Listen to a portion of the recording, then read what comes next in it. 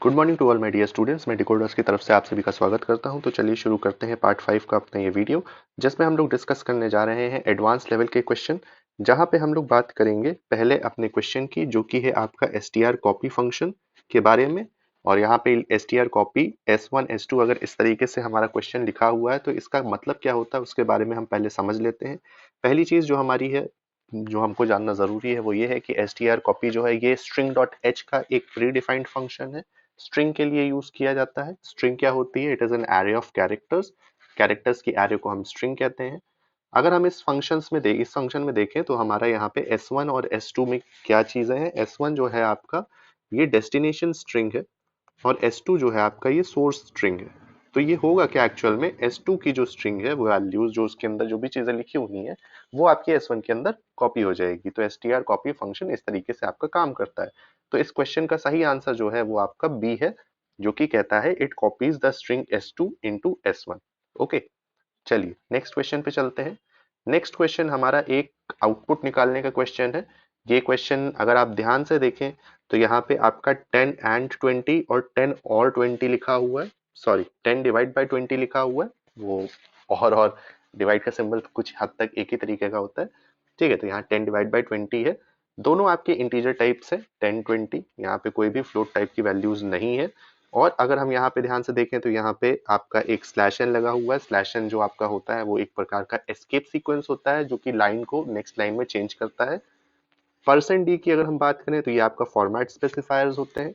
Percent D signifies यहाँ पे decimal number system को। तो जो आपका रिप्रेजेंटेशन है, जो आपका आउटपुट आएगा, वो आपका डेसिमल नंबर सिस्टम के फॉर्मेट में आएगा। ओके, तो चलिए इस क्वेश्चन को हम लोग यहाँ पे सॉल्व करके अगर देखें, 10 एंड 20 एंड यहाँ पे बिटवाइज ऑपरेटर है। तो बिटवाइज ऑपरेटर आपका मैंने बताया था आपको पिछली क्लासेस में कि ये आपका बिट्स पे काम करता है। तो 10 को पहले आपको बिट्स के फॉर्मेट में बाइनरी में कन्वर्ट करना पड़ेगा, 20 को करना पड़ेगा।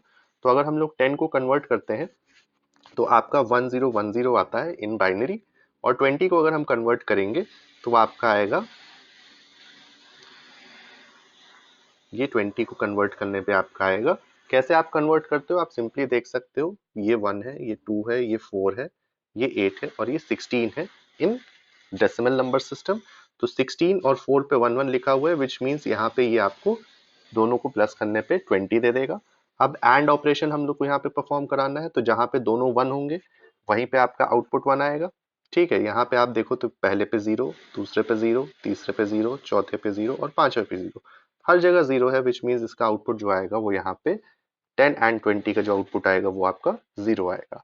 वहीं अगर हम 10 डिवाइड बाय 20 की बात करते हैं, ठीक, 10 को अगर हम 20 से डिवाइड करते हैं तो ऑब्वियस सी बात है यहाँ पे आपका 0 ही क्वोशंट आएगा। तो आपका इस क्वेश्चन का जो आंसर होएगा वो 0 एंड 0 हो जाएगा।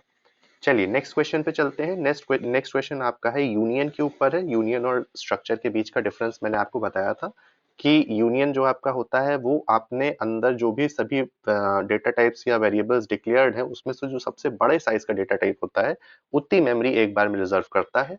वहीं स्ट्रक्चर जो होता है वो एक बार जब भी स्ट्रक्चर बनता है तो वो जितने भी उसके अंदर डेटा टाइप्स के वेरिएबल्स बने होते हैं उन सभी के साइजेस को प्लस करके वो मेमोरी आपका इनिशियलाइज करता है। ठीक है, तो यहाँ पे अगर हम देखें तो यहाँ पे इंटीजर जो है वो 2 बाइट का है, कैरेक्टर जो है वो 1 बाइट का है, फ्लोट जो है वो 4 बाइट का है। तो अगर इस अकॉर्डिंग हम देखें तो यूनियन के डिक्लेरेशन में कितने साइज ऑफ मेमोरी रिजर्व करी जाएगी, तो आपका जो मैक्सिमम साइज का डेटा टाइप है उतनी मेमोरी आपकी रिजर्व करी जाएगी, विच इज 4 बाइट्स। तो आंसर इसका 4 बाइट्स हो जाएगा।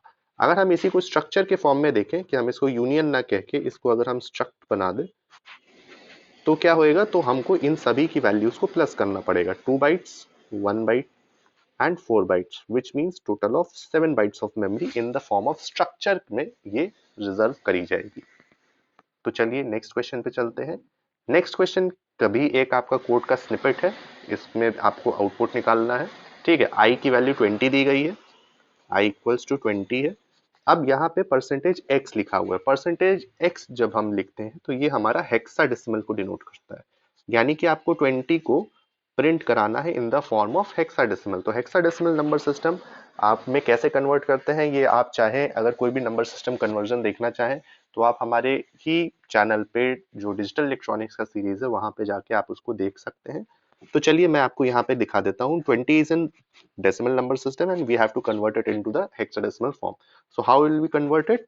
We will be dividing it by 16. हम लोग इसको 16 से डिवाइड करेंगे. तो 16 से डिवाइड करने पे यहाँ पे क्या आउटपुट आएगा उसको हम देखते हैं. 16 से 16 1 से 16 होता है आपका, आपको पता ही है. ठीक, उसके बाद यहाँ पे जब हम 16 को माइनस करेंगे तो आपका डिवाइड करने पे यहाँ पे रिमाइंडर 4 आ जाएगा. ओके, तो जब हम यहाँ पे 20 को 16 से डिवाइड करते हैं तो यहाँ पे आपका 1 आ जाएगा और यहाँ पे आपका 4 आ जाएगा. और हमको करना क्या होता है, इसको नीचे से ऊपर की डायरेक्शन में देखना होता है, which means it is 1 4. Okay, in hexadecimal number system. ये आपका हेक्साडेसिमल में आंसर आपका 14 आएगा. ठीक, अब यहाँ पे 0x14 भी होता है तो 0x14 भी हेक्साडेसिमल को ही डिनोट करता है. ठीक है, तो ये चीज भी आप ध्यान में रखिएगा. लेकिन आउटपुट में हमारा आंसर जो आएगा वो 14 आएगा, 0x14 रिप्रेजेंट नहीं करेगा. अगर हम जानना चाहते हैं कि 14 जो लिखा हुआ है, हमको ये समझना है, यूजर्स को ये समझना है कि ये कौन से नंबर सिस्टम है, तो उसके लिए हम लोग 0x यूज कर सकते हैं.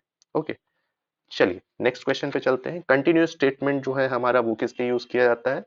जैसे हम लोग ने एक ब्रेक स्टेटमेंट पढ़ा था, उसी प्रकार से हमारे पास यहाँ पे एक कंटिन्यू स्टेटमेंट होता है. ब्रेक स्टेटमेंट और कंटिन्यू स्टेटमेंट ये दोनों ही हमारे लूप कंट्रोल स्टेटमेंट्स होते हैं. दोनों ही हमारे लूप कंट्रोल स्टेटमेंट्स होते हैं. ये लूप की वर्किंग को कंट्रोल करते हैं. ठीक, जिस प्रकार से हम लोग ने देखा था कि ब्रेक स्टेटमेंट लूप से हमको बाहर निकाल देता था, वैसे ही अगर हम कंटिन्यू की बात करते हैं एक एग्जाम्पल लेके, तो कंटिन्यू क्या करता है, वो लूप को स्किप कर देता है. जैसे कि फॉर एग्जाम्पल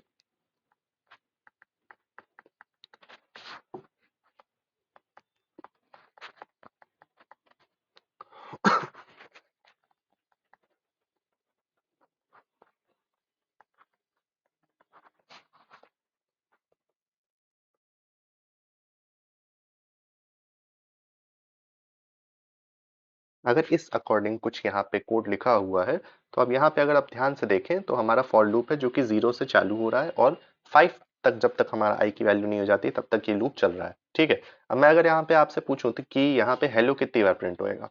ठीक है, तो अगर ये नॉर्मली देखें, अगर अगर ये हमारा जो प्रोग्राम है वो नॉर्मली चलता, तो हेलो जो हमारा है वो 6 टाइम्स प्रिंट होता. ठीक, लेकिन जब हमारा आई 1 पे हो जा रहा है और हम इसके अंदर जा रहे हैं लूप के अंदर, तो if I is exactly equals to 1 जब होता है, तो हमारा ये कंडीशन ट्रू होती है, हम कंटिन्यू पे जाते हैं. कंटिन्यू हमको नीचे, इसके नीचे लिखे जो भी स्टेटमेंट्स है उसको एग्जीक्यूट नहीं करने देता. ठीक है, ये क्या करता है, ये हमको डायरेक्टली ऊपर वापस से लूप पे ले आता है. कहता है कि आप अगला इटरेशन को फॉलो करो, तो आई इक्वल्स टू 2 पे हमारा फिर ये लूप चलता है. ठीक है, तो यहाँ पे जब कंटिन्यू का यूज हो रहा है तो हमारा हेलो 5 ही बार प्रिंट हो रहा है इंस्टेड ऑफ 6. तो कंटिन्यू का मतलब क्या हो गया, कंटिन्यू जो हमारा है वो हमारा एक इटरेशन को मिस कर देता है. ठीक, यानी कि उसके नीचे, कंटिन्यू के नीचे जो भी स्टेटमेंट्स आपके लिखे रहेंगे वो सब स्किप होकर डायरेक्टली हम लूप पे वापस चले जाएंगे. ठीक, तो यही चीज यहाँ पे आंसर में भी है कि ये हमारे लूप को, करंट इटरेशन को स्किप कर देता है. नेक्स्ट क्वेश्चन पे चलते हैं. Which one is not a reserved keyword in C language. इसमें से कौन सा आपका रिजर्व्ड कीवर्ड नहीं है? तो मेन आपका रिजर्व्ड कीवर्ड नहीं है. Main is a function which is a very important function, but it is not a keyword. Okay, बाकी ऑटो रजिस्टर आपके स्टोरेज क्लासेस होते हैं, वोलेटाइल आपका कीवर्ड होता है. ठीक है, तो मेन आपका रिजर्व्ड कीवर्ड सी लैंग्वेज में नहीं है. अगला क्वेश्चन देखें तो यहाँ पे ये एक्सप्रेशन दिया है, अरिथमेटिक एक्सप्रेशन, इसको हमको सॉल्व करना है. तो चलिए हम लोग देखते हैं इसको कैसे सॉल्व किया जाता है.